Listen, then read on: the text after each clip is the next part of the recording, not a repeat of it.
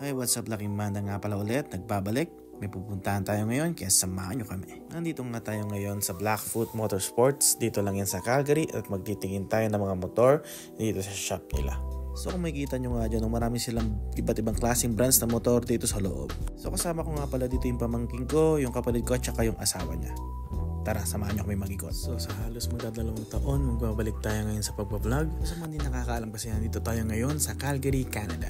Kung makikita nyo nga dito, napakadami nilang motor na kinikater dito. Sobrang daming brands. Tapos halos dalawang floor yung meron sila dito mga motor. May Kawasaki, Yamaha, Suzuki, KTM, Ducati, Honda, BMW at saka Triumph. At marami pa rin iba. So bakit nga ba tayo nandito? Kasi nagbabalak na nga tayong bumalik sa pag-vlog at nagbabalak na rin tayong bumili ng ating motor.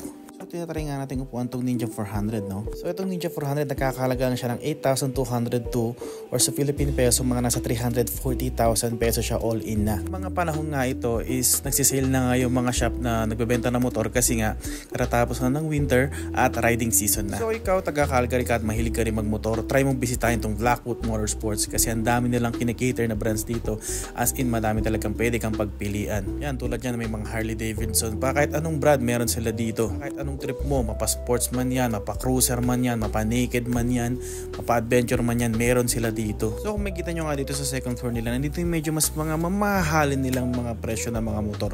Kasi nandito yung mga Ducati, yung mga BMW. So sa mga pagkakataong ito, masyado talaga nagpipiesta yung mga mata ko, no? Sobrang bumalik yung saya at saka yung hilig ko sa pagmamotor.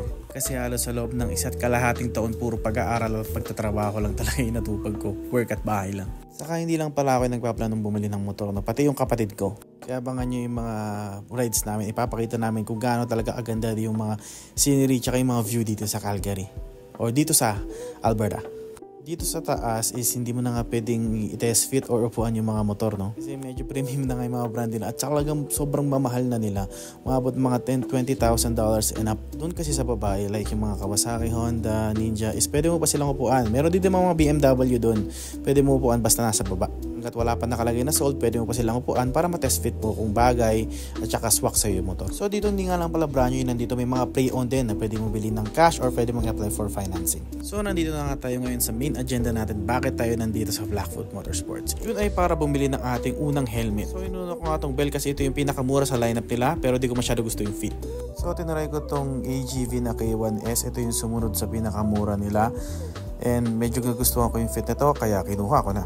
Dito kasi bago ka bumili is pinapatest fit muna nila sa'yo kung sakto ba o swak sa'yo yung size ng helmet. So yung kinuha ko nga dito is same brand at same model pero yung matte black na color. So ito nagustuhan ko na nga siya, pati yung pinaka-fitting niya kasi nga kahit anong motor pwedeng bagayan kasi nga medyo neutral color yung black, di ba? So ayun nga, binayaran ko na siya, so nagkakalaga siya ng at least $330+ after taxes. So yung bill nga kanina is nagkakalaga lang siya ng $190 pero hindi ko talaga gusto yun eh. So dahil bumili tayo ng helmet, binigyan tayo ng isang raffle ticket para sa event ng Ducati. At hanggang dun lang guys, so ulitin, samahan nyo ako sa mga vlogs natin. Maraming salamat, paalam!